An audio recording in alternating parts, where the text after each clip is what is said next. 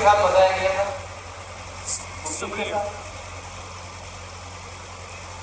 अब हनुमान जी तो कभी सुग्रीव के चरित्र से प्रभावित नहीं है।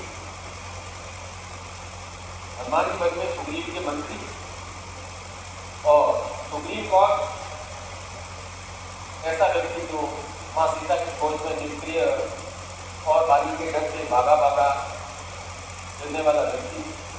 अब जिसके पास हनुमान जैसा सबल सामर्थ्य वाला व्यक्तित्व रक्षक बनकर के खड़ा है, बहुत क्यों डर रहा है?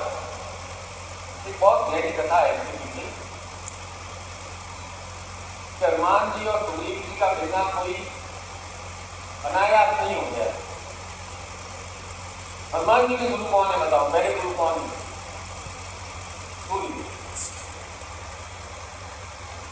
तो हनुमान जी ने सूर्यदेव के पास तो मुझे आप अपना शिष्य बना। सूर्य ने मना कर दिया, क्योंकि सूर्यदेव को मालूम था कि जब बालकोट में आए थे इन्होंने मुझे ही निकल दिया था, और कालांतर में हनुमान जी को अपनी शक्ति का विस्मरण हो गया था। तो सूर्यदेव ने हनुमान जी को टालने का, देखो भाई मेरा कार्य है जगत को प्रकाश देना, मैं तो दिन रात व्यस्त रहता हूँ और अपने रथ पर घूमकर आकाश में भ्रमण करता रहता हूँ, मैं अपनी कभी चीजें नहीं करता, मुझे संसार में प्रकाश देना है, मैं तुम्हें एक स्थान पर बैठकर जानती हूँ। हनुमान जी तो हनुमान चतुर्बुद्धि, उन्होंने कहा कोई बात, आप आकाश में घूमते रहिए, मैं आपकी ओर मुख कर दूंगा, आप करते रहिए, मैं उल्टा उल्टा करूंगा, आप मुझे ज्ञान देते रहे, मैं ज्ञान को ग्रहण करूंगा।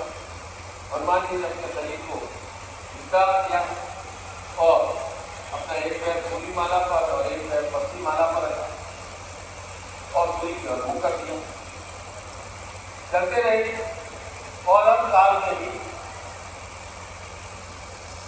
सूर्य से सारी विद्याएं, चार वेद, छह दर्शन, 64 कलाएं, 108 सार्वत्रिक रहस्य सब गाये। ऐसी विद्याएं या गुरु बृहस्पति के पास थी या हनुमान जी के पास। अब सब सीख लिया तो सूर्य देव ने कहा मुझे गुरु दक्षिणा दो। हनुमान जी का जो आज्ञा मुझे, तो बोला तुम्हें मेरे मानस पुत्र हैं सुग्रीव, जिन्हें गौतम ऋषि और अयज्ञा ने पाला है, तो उसकी देखभाल करो। और इस प्रकार सूर्य ने हनुमान के रूप में सुग्रीव को एक भरोसेमंद साथी दी। ऐसा है कि माता पिता के जाने के बाद हनुमान जी वायुदेव के संरक्षण में रहे। रामचरितमानस की इस घटना का उल्लेख नहीं है, वो 3 कपाई में आ जाता है कि हनुमान जी सुग्रीव से मिले। कैसे हुई है? ऐसा है कि हनुमान के जन्मदाता है माता पिता अंजना और केसरी। उनके जाने के बाद वो वायुदेव के संरक्षण में आ गए और वन में उठक कूद करके उनके मन में विचार आया तो बड़ा करना है। तो वायुदेव ने कहा कि सूर्य की भी आज्ञा है, तुम जाओ किष्किंधा पर, वहां का राजा बाली है, बड़ा महान और शक्तिशाली है, उसका भाई है सुग्रीव, तुम उससे मित्रता कर, उससे मित्रता करोगे तो तुम्हें यश और वैभव प्राप्त होगा। अब हनुमान जी पहुंचे किष्किंधा पर्वत, देखा हाथी दाग में जानवर दाग रहे हैं और एक सीधा साधा बालक पगों से गिरा हुआ है, पराजित बोला है। हनुमान जी कूद पड़े और सबको भगा दिया, और ये सादा सादा बालक कोई और नहीं था, सुग्रीव। इसको मित्र बनाने के लिए उन्होंने सूर्यदेव को वचन दिया। तो हनुमान और सुग्रीव का मिलना और राम का आना ये कथा है जो ये बताती है कि कैसे भगवान अपने शिष्य को पहचान जाए और वे उसे महान बना दे। हनुमान जी को अपनी शक्ति का आभास नहीं रहा, तब जामवती ने कहा, कह रही पति सुनो हनुमाना, काज सादी रेहू बलवाना, पवन तनय बल पवन समाना, बुद्धि विवेक विज्ञान में आना, कवन सुनो काज कौन सा काज कठिन जग माही, जो नाई हो तात तुम पाई, जो तुमसे नहीं हो सकता है। राम काज लगी तब अवतारा, सुनऊ भयो पर्वत तारा। ऐसा सुनते ही हनुमान जी को अपनी शक्तियों का आभास हो। उन्होंने कहा तुम बुद्धि के स्वामी हो, पवन के पुत्र हो, जगत में ऐसा कौन सा काम है जो नहीं हो सकता है तुमसे, और राम जी के कार्य के लिए तुम्हारा इस संसार में अवतरण हुआ है। ऐसा सुनते ही हनुमान जी को अपनी शक्ति का अनुभव हुआ। तो हनुमान ने शिष्य की पराकाष्ठा, खबर के फूल की बात रहते हैं, किसी से प्रभावित नहीं होते हैं। क्यों नहीं प्रभावित होते? क्योंकि वे हनुमान है, जिन्होंने मानकर ही हनन कर दिया, वो किसी से प्रभावित नहीं होता। हर व्यक्ति ऐसा नहीं कर सकता है। आप सोचते हो मुझे कुछ फर्क नहीं पड़ता है, पर आपको बहुत फर्क पड़ता है, क्योंकि आपकी सबसे बड़ी इच्छा यही है कि सम्मान प्राप्त हो। आप सब चाहते हो कि आपकी मेहनत को, आपके प्रयासों को, आपकी खुशी को घर में, परिवार में, समाज में सराहा जाए। ये चाह जगत की नहीं, ये प्रत्येक मनुष्य की चाह होती है। कल मैंने कुछ कथा कही थी ना सेठ जी की, जो उनको कहा निजन से लेकर के वसीयत लेकर के सबका सेठ कौन है? जब आपका मन विचलित होने लगे और आपको लगे कि आपका कर्म का फल आधा अधूरा मिल रहा है, तो मैं उसमें कहता हूँ कि ऊपर मन के ऊपर न्याय क्षमता खत्म हो गई, एक प्रकार से शनि दोष आ गया। इसलिए गुरु आपने जीवन में जिस प्रकार सूर्य शनि के घर में अर्थात मकर संक्रांति पर जाते हैं, इसलिए गुरु आपके घर में हर वर्ष एक बार दो बार आपके विचार पर अवश्य आते हैं, जिससे आपका भय समाप्त हो। हनुमान जी ने सूर्य की बात मान ली, प्रश्न नहीं किया, ये भी नहीं कहा कि आपको सूर्य के पिता हो मुझे क्यों जिम्मेदारी दे रहे। अब हुआ क्या? गुरु की आज्ञा हुई, उन्होंने पालन तो कर दिया। अब सुग्रीव की स्थिति बड़ी निकल,